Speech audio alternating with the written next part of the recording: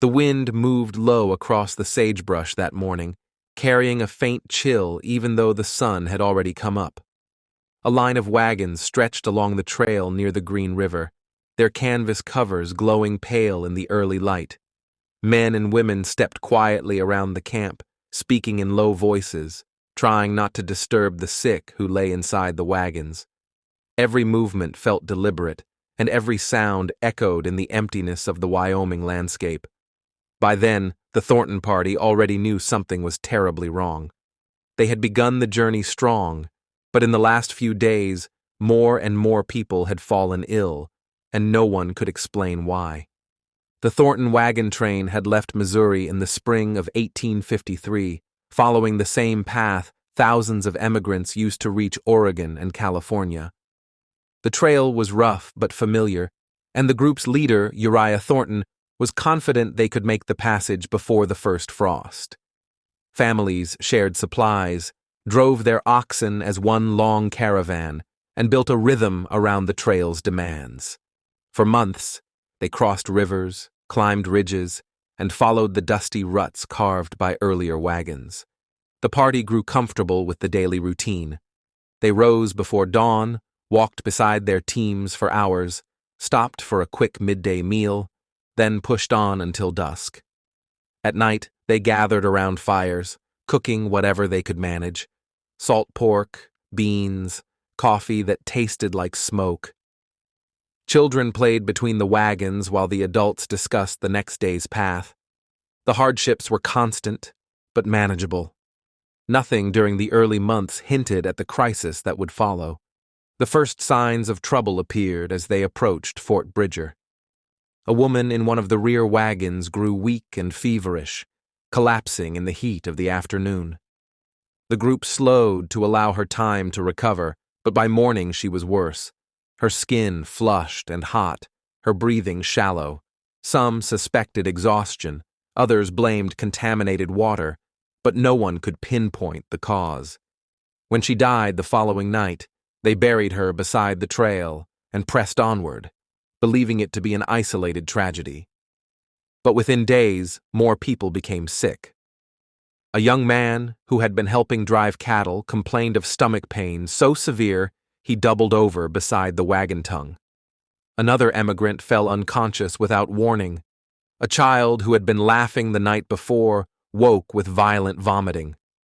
The illness spread unevenly through the group, striking people of different ages and backgrounds with no clear pattern. Some recovered slightly, only to worsen again.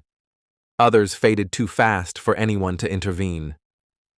Fear began to move through the wagon train as steadily as the sickness. At first, families tried to hide symptoms, hoping their loved ones would beat the fever on their own. But as the days passed, the scale of the problem became impossible to ignore. Conversations around the fires changed from talk of mountains and river crossings to whispered questions about water sources, food supplies, and the possibility of poison. No one knew whether the cause was something they carried with them or something lurking in the environment around them. Uriah Thornton called a meeting near the base of a low ridge, gathering the able-bodied men and women to discuss what they were facing. Some proposed turning back toward Fort Bridger for medical help, but the distance was already too great. Others argued that pushing forward was the only option. They reasoned that fresh water and better grazing land might help the sick. After hours of debate, they agreed to continue toward the Green River crossing, moving slowly and stopping often to care for the worst cases. The plan brought little relief. The illness spread faster than the wagons could travel. People collapsed during the day's march and had to be loaded into wagons already crowded with the sick. The air filled with the sound of moaning, coughing, and crying. Mothers held their children close, wiping their faces with damp cloths. Husbands sat beside wives who drifted in and out of consciousness. The sense of helplessness grew heavier with each passing hour. By the time the wagon train reached the wide valley near what is now Wyoming's Big Sandy region, death had become a constant presence. Fresh graves dotted the sides of the trail, marked by hastily carved wooden crosses or piles of stones. The party had no time for proper burials. Coyotes watched from the hills, drawn by the scent of sickness and the newly disturbed earth. The emigrants did what they could, but exhaustion had stripped them of ceremony. They dug quickly, prayed briefly, and kept moving. The survivors later described the landscape as unnervingly still. The open plains stretched in every direction, offering no shelter and no answers. The thick sagebrush gave off a sharp smell when crushed beneath wagon wheels. Dust clung to skin and clothes. Even the river, when they reached it, felt heavy and unmoving. Some believed the illness came from contaminated water upstream. Others suspected tainted flour, spoiled meat, or even deliberate poisoning by unknown hands. But none of these theories could be proven. One man who survived the ordeal remembered the moment he realized how many families had been changed forever. He stood beside a newly dug grave, watching the last of the sun fall behind the hills. The wagon train had lost so many people that they could no longer keep count. Entire families had been reduced to one or two shaken survivors. Children stood quietly beside strangers because their own parents were gone.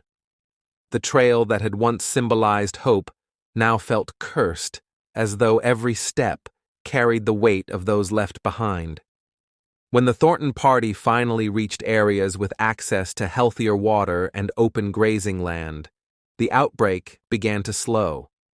Those who were only mildly ill recovered first. Others hovered between life and death for days before steady improvement began. A few never regained their strength. They were buried beside the last stretch of the trail, in soil that left no permanent markers. No definitive cause for the illness was ever identified. Some modern historians believe the symptoms match cholera, which swept through several wagon trains during that era. Others suggest contaminated supplies or waterborne toxins. Because the Thornton party traveled through remote terrain and left behind only scattered graves, the exact source remains uncertain. What is known is that the sickness struck swiftly, moved relentlessly, and left the wagon train changed forever.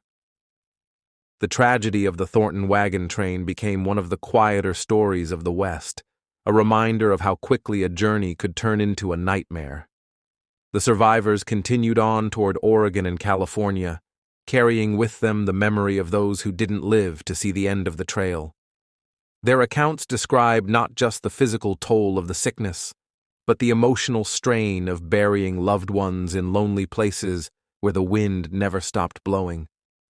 Even today, travelers along parts of the old trail sometimes come across small, unmarked graves half hidden in the sagebrush. They are believed to belong to emigrants like those in the Thornton party, whose stories were never fully recorded. The land itself holds what memory remains, stretching silent and unchanged across the horizon. Thank you for listening to Deserted Trails. Subscribe for more forgotten stories from the old frontier.